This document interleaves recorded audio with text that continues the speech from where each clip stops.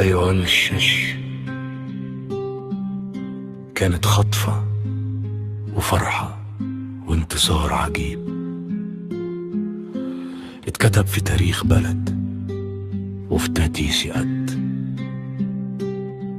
قالوا بيهزر، ولما وصل صدمنا بفرحة الخيال نفسه ما يعرفش يوصفها، وفي تدايس داد سمعنا كلام نفس كلام الناس، وانت قلتي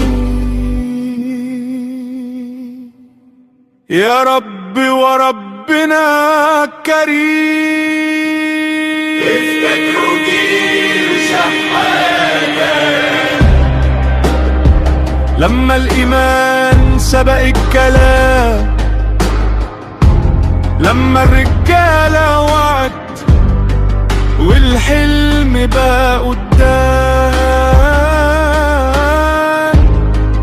النهاردة في ضيس اللبش بنقول يا رب واحنا معانا الإيمان، وسكتنا في ربنا وفيكم كمان.